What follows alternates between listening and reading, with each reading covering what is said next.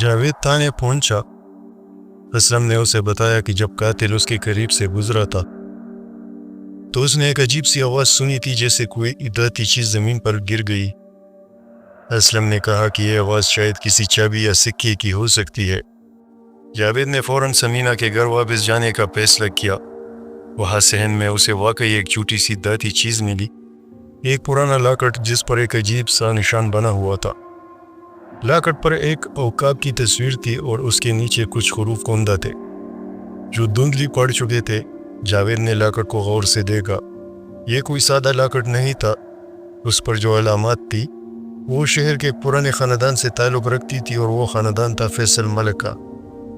جاوید اب پوری طرح یقین کر چکا تھا کہ فیصل اس قتل میں ملوث ہے، لیکن اس کے پاس کوئی ٹھوس ثبوت نہ تھا۔ اس نے اسلم کو دوبارہ بلایا اور اس سے پوچھا کہ کیا وہ فیصل کو پہچان سکتا ہے۔ اسلم نے کہا کہ اگر فیصل اس کے قریب سے گزرے تو وہ اسے اس کی آواز اور اس کے چلنے کے انداز سے پہچان لے گا۔ جاوید نے فیصل کو تانے میں بلایا۔ جب فیصل تانے کے کمرے میں داخل ہوا، اسلم اپنی جگہ پر بیٹھا تھا، اپنی چھڑی کو ہاتھوں میں تھامے۔ فیصل کے قریب سے گزرتے ہی اسلم نے سر اٹھایا۔ اس کے چہرے پر ایک عجیب سی مسکراہٹ پھیل گئی، جیسے وہ کوئی راز جان گیا ہو۔ یہی ہے، اسلم نے کہا۔ اس کی آواز میں ایک عجیب سی یقینیت تھی، یہی وہ آدمی ہے۔ فیصل نے غصے سے چیخا، یہ پاگل ہے، میں اسے نہیں جانتا اور نہ ہی میں نے کوئی قتل کیا، یہ سب جھوٹ ہے۔ جاوید نے فیصل کو حراست میں لے لیا، لیکن اسے لگ رہا تھا کہ کہانی ابھی ختم نہیں ہوئی۔ اسلم کی باتوں میں کچھ ایسی بات تھی جو اسے پریشان کر رہی تھی۔ اسلم اتنا پر اعتماد کیوں تھا، اور وہ لاکٹ کیا واقعی یہ فیصل کا تھا یا کوئی اور اسے وہاں چھوڑ گیا تھا؟ جاوید کے ذہن میں سوالات کے بادل چھا گئے۔ رات کو جب جاوید تھانے سے گھر جا رہا تھا، اسے گمنام فون آیا۔ فون پر ایک دھیمی دہکتی ہوئی آواز تھی، انسپکٹر تم غلط آدمی کے پیچھے پڑے ہو۔ اسلم وہ نہیں ہے جو تم سمجھ رہے ہو، اس کا ماضی تم نہیں جانتے۔ جاوید نے فوراً پوچھا تم کون ہو اور اسلم کے بارے میں کیا جانتے ہو، لیکن فون بند ہو گیا۔ جاوید کے دل میں ایک عجیب سا خوف جاگ اٹھا۔ کیا اسلم واقعی ایک معصوم گواہ تھا، یا پھر وہ خود اس کھیل کا ایک حصہ تھا؟ اور سب سے بڑا سوال، اگر فیصل قاتل نہیں تھا تو پھر وہ لاکٹ اس کے خاندان کا کیوں تھا؟ کیا اسلم کوئی راز چھپا رہا تھا، یا پھر کوئی اور اس کھیل کا اصل کھلاڑی تھا؟ انسپکٹر جاوید کی گاڑی رات کے سناٹے میں شہر کی سڑکوں پر دوڑ رہی تھی، لیکن اس کا دماغ اس گمنام فون کال کی آواز سے آزاد نہ ہو پا رہا تھا۔ اسلم وہ نہیں ہے جو تم سمجھ رہے ہو، اس کا ماضی تم نہیں جانتے۔ یہ الفاظ اس کے کانوں میں گونج رہے تھے، جیسے کوئی اسے چیلنج کر رہا ہو کہ وہ حقیقت تک پہنچے۔ جاوید نے گاڑی کی کھڑکی کھولی۔ رات کی ٹھنڈی ہوا اس کے چہرے سے ٹکرائی، لیکن اس کے ذہن کا طوفان تھمنے کا نام نہ لے رہا تھا۔ کیا اسلم واقعی ایک معصوم گواہ تھا، یا وہ اس قتل کے کھیل کا کوئی چالاک کھلاڑی تھا؟ اور فیصل ملک کا وہ لاکٹ، کیا وہ واقعی اس قتل کی کنجی تھی، یا کوئی اور اسے گمراہ کر رہا تھا؟ جاوید نے گاڑی تھانے کی طرف موڑ دی۔ اسے فیصل سے دوبارہ پوچھ گچھ کرنی تھی، لیکن اس سے بھی زیادہ وہ اسلم کے ماضی کی تہہ تک پہنچنا چاہتا تھا۔ تھانے پہنچتے ہی اس نے اپنے ماتحت سب انسپکٹر راشد کو بلایا۔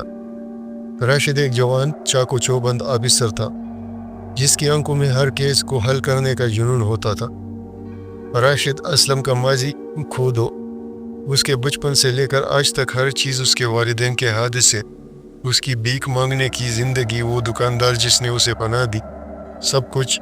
اور ہاں، اس کی دکان کے آس پاس کے لوگوں سے بھی پوچھو کہ وہ رات کو کس کس سے ملتا تھا۔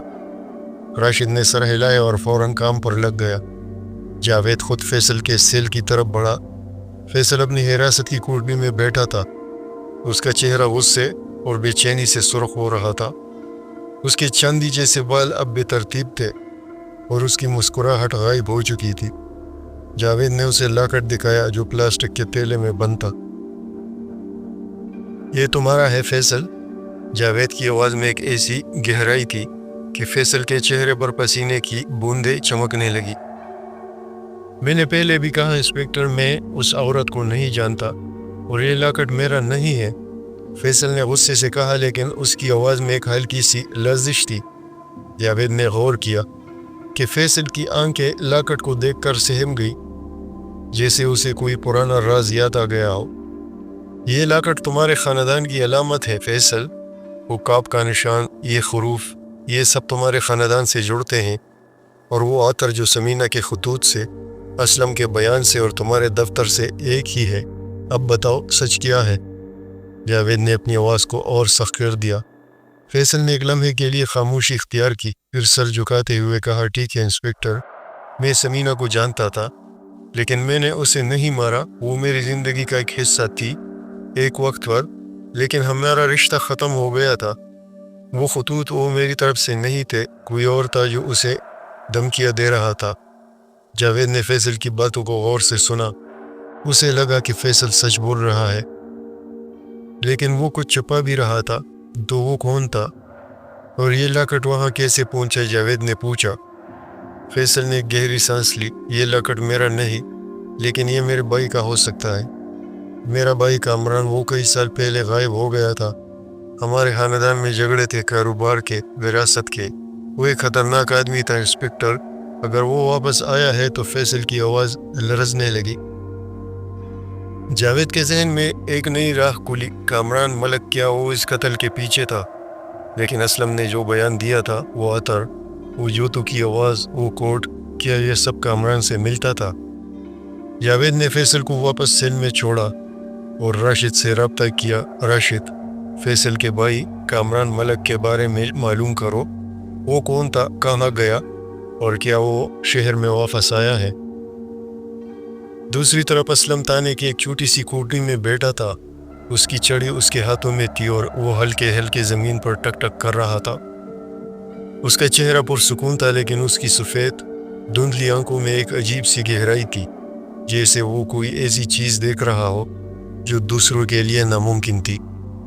اسلم کے دماغ میں رات کے واقعات بار بار گھوم رہے تھے، وہ عطر، وہ جوتوں کی آواز، وہ خون کی بدبو، سب کچھ اس کے خواص میں قید تھا۔ لیکن ایک چیز اسے پریشان کر رہی تھی، وہ دادی چیز کی آواز جو اس نے سنی تھی جب قاتل اس کے قریب سے گزرا تھا۔ یہ کوئی معمولی چیز نہیں تھی۔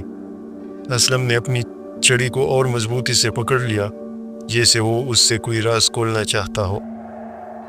راشد کی تفتیش نے جلد ہی نتائج دینا شروع کر دیے۔ اسے پتہ چلا کہ اسلم کا بچپن واقعی مشکل تھا، لیکن اس کے ماضی میں کچھ ایسی باتیں تھیں جو اسلم نے چھپائی تھی۔ اسلم کے والدین کے حادثے کے بعد اسے ایک یتیم خانے میں رکھا گیا تھا، جہاں سے وہ بار بار بھاگ جاتا تھا۔ ایک بار اسے ایک چوری کے الزام میں پکڑا گیا تھا، لیکن چونکہ وہ نابینا تھا اسے رہا کر دیا گیا۔ اسلم کی زندگی میں ایک عجیب موڑ اس وقت آیا جب وہ اس بزرگ دکاندار حاجی یونس کے پاس آیا۔ حاجی یونس کوئی معمولی دکاندار نہیں تھا، وہ محلے کے ایک بااثر آدمی تھے جن کے بارے میں افواہیں تھی کہ وہ غیر قانونی کاروبار سے جڑے تھے۔ راشد نے حاجی یونس کے بیٹے شاہد سے بات کی، جو اب اپنے والد کی جگہ محلے کے کاروبار سنبھالتا تھا۔ شاہد نے بتایا کہ اسلم حاجی یونس کا پسندیدہ تھا۔ میرے والد کہتے تھے کہ اسلم کی نابینائی اس کا سب سے بڑا ہتھیار ہے، وہ ہر چیز سنتا ہے، ہر چیز سونگھتا تھا۔ وہ ہمارے لیے ایک طرح سے جاسوس تھا، لیکن پھر کچھ ہوا اور اسلم نے ہم سے دوری بنا لی۔ کیا ہوا؟ راشد نے پوچھا۔ شاہد نے گہری سانس لی۔ یہ بات کئی سال پرانی ہے۔ ایک رات ہمارے ایک کاروباری ساتھی کی لاش ملی، بالکل اسی طرح جیسے سمینہ کی، سینے میں چوری، خون سے لت پت۔ اسلم اس رات کو وہاں تھا، لیکن اس نے کہا کہ اس نے کچھ نہیں دیکھا۔ میرے والد کو اس پر شک ہوا، لیکن اسلم نے قسم کھائی کہ وہ بے گناہ ہے۔ پھر وہ ہم سے الگ ہو گیا۔ راشد نے یہ معلومات جاوید کو دی۔ جاوید کے ذہن میں ایک نیا شک جاگا۔ کیا اسلم کا اس قتل سے کوئی پرانا تعلق تھا؟ کیا وہ واقعی ایک جاسوس تھا، یا اس سے بھی بڑھ کر کچھ؟ جاوید نے اسلم کو دوبارہ پوچھ گچھ کے لیے بلایا۔ اسلم، تم نے حاجی یونس کے لیے کیا کام کیا؟ جاوید نے سیدھا سوال کیا۔ اسلم کے چہرے پر ایک ہلکی سی مسکراہٹ آئی۔ انسپکٹر صاحب، میں ایک غریب نابینا آدمی ہوں، میں نے بس ان کی دکان پر چائے بنائی، لوگوں سے باتیں کی، اس کے علاوہ کچھ نہیں۔ جاوید نے اپنی آواز کو اور سخت کیا۔ جھوٹ مت بولو اسلم، تم حاجی یونس کے لیے جاسوسی کرتے تھے۔ اور اس رات جب ان کے کاروباری ساتھی کا قتل ہوا تو وہاں تھے، بتاؤ سچ کیا ہے؟ اسلم نے ایک لمحے کے لیے خاموشی اختیار کی، پھر کہا ٹھیک ہے انسپکٹر صاحب، میں سچ بتاتا ہوں، ہاں میں حاجی یونس کے لیے کام کرتا تھا، میں ان کے دشمنوں کی باتیں سنتا تھا، ان کی حرکات پر نظر رکھتا تھا، لیکن اس قتل سے میرا کوئی تعلق نہیں تھا اور سمینہ کے قتل سے بھی نہیں۔ میں نے جو کچھ دیکھا یا سنا وہ سب آپ کو بتا دیا۔ جاوید کو اسلم کی باتوں پر یقین نہ آیا، اس نے اسلم کو واپس سیل میں بھیج دیا اور کامران ملک کی تفتیش پر توجہ دی۔ راشد نے پتہ لگایا کہ کامران ملک، فیصل کا بڑا بھائی، ایک دہائی پہلے شہر سے غائب ہو گیا تھا۔ اس کے بارے میں افواہیں تھی کہ وہ غیر قانونی کاروبار میں گہرائی تک دھنس گیا تھا اور ایک بڑے گینگ کے ساتھ جھگڑے کے بعد دروگوش ہو گیا، لیکن حال ہی میں شہر کے کچھ جرائم پیشہ حلقوں میں یہ بات پھیل رہی تھی کہ کامران واپس آیا ہے اور وہ اپنے پرانے دشمنوں سے بدلہ لینے کی منصوبہ بندی کر رہا ہے۔ جاوید نے کامران کے ممکنہ ٹھکانوں کی تلاشی شروع کی۔ اسے ایک پرانا گودام ملا جو شہر کے مضافات میں تھا۔ گودام کے باہر ایک سیاہ گاڑی کھڑی تھی، بالکل وہی جو حاجی صدیق نے سمینہ کے گھر کے قریب دیکھی تھی۔ جاوید نے اپنی ٹیم کے ساتھ گودام پر چھاپا مارا۔ اندر انہیں کچھ مسلح آدمی ملے، لیکن کامران وہاں نہیں تھا۔ گودام میں کچھ دستاویزات ملی جن سے پتہ چلا کہ کامران سمینہ کے ساتھ رابطے میں تھا۔ ایک خط میں لکھا تھا، سمینہ تم نے جو راز چھپایا ہے وہ میری تباہی کا باعث بن سکتا ہے، اگر تم نے منہ کھولا تو تمہاری موت یقینی ہے۔ جاوید کے ذہن میں سب کچھ واضح ہونے لگا۔ سمینہ نے کامران کا کوئی راز جان لیا تھا اور وہ اسی راز کی وجہ سے اسے مارا گیا، لیکن اسلم کا کردار کیا تھا؟ کیا وہ واقعی صرف ایک گواہ تھا یا اس سے بڑھ کر کچھ؟ جاوید نے گودام سے ایک اور چیز اٹھائی، ایک پرانا کوٹ جو موٹے کپڑے کا بنا تھا اور اس سے وہی عطر کی خوشبو آ رہی تھی جو اسلم نے بیان کی تھی۔ جاوید واپس تانے آیا اور اسلم کو ایک آخری بار پوچھ گچھ کے لیے بلایا۔ اس نے کوٹ اسلم کے سامنے رکھا۔ اسلم، اس کوٹ کو سونگو، یہ وہی ہے نا؟ اسلم نے کوٹ کو ہاتھ لگایا، اسے اپنی ناک کے قریب لے گیا اور ایک گہری سانس لی۔ اس کے چہرے پر ایک عجیب سی مسکراہٹ پھیل گئی۔ ہاں انسپکٹر صاحب، یہ وہی ہے۔ جاوید نے پوچھا، تو کیا یہ کامران ملک تھا؟ اسلم نے سر ہلایا، میں نام نہیں جانتا، لیکن یہ وہی آدمی ہے جو اس رات میرے قریب سے گزرا تھا۔ جاوید نے فیصل کو دوبارہ بلایا اور اسے کوٹ دکھایا۔ فیصل نے کوٹ کو دیکھتے ہی کہا، یہ کامران کا ہے، وہ ہمیشہ اس قسم کے کوٹ پہنتا تھا۔ جاوید اب یقین کر چکا تھا کہ کامران ہی قاتل تھا، لیکن اسے ابھی تک ایک ٹھوس ثبوت کی ضرورت تھی۔ اس نے گودام سے ملنے والی دستاویزات کا جائزہ لیا۔ ان میں ایک پرانا نقشہ تھا جو شہر کے ایک ویران علاقے کی طرف اشارہ کر رہا تھا۔ جاوید نے اپنی ٹیم کے ساتھ اس علاقے کا رخ کیا۔ وہاں ایک پرانے گھر میں انہیں کامران ملا، وہ اکیلا تھا، لیکن اس کے ہاتھ میں ایک پستول تھی۔ ہتھیار پھینکو کامران، جاوید نے چیخا۔ کامران نے ایک شیطانی مسکراہٹ کے ساتھ کہا، تم دیر کر چکے ہو انسپکٹر، سمینہ نے میرا راز جان لیا تھا، وہ میرے کاروبار کو بے نقاب کرنا چاہتی تھی، میں نے اسے ختم کر دیا اور اب تمہاری باری ہے۔ اس سے پہلے کہ کامران گولی چلا پاتا، راشد نے اس پر جھپٹا مارا اور اسے زمین پر گرا دیا۔ کامران کو گرفتار کر لیا گیا۔ اس کے جوتوں پر لوہے کی کیلیں لگی تھی، بالکل وہی جو اسلم نے بیان کی تھی۔ جاوید نے کامران کے جیب سے ایک اور لاکٹ نکالا جو بالکل وہی تھا جو سمینہ کے گھر ملا تھا۔ تانے واپس آ کر جاوید نے اسلم سے آخری بار بات کی۔ اسلم، تم نے سچ بتایا، لیکن تمہارا ماضی، تم حاجی یونس کے لیے جاسوسی کرتے تھے، کیا تم اس قتل میں ملوث تھے؟ اسلم نے گہری سانس لی، انسپکٹر صاحب، میں نے اپنی زندگی میں بہت غلطیاں کی، لیکن اس قتل سے میرا کوئی تعلق نہیں، میں بس ایک گواہ ہوں، میرے خواص نے مجھے وہ سب کچھ بتایا جو میں نے آپ کو بتایا۔ جاوید نے اسلم کو رہا کر دیا۔ اسے یقین تھا کہ اسلم سچ بول رہا ہے۔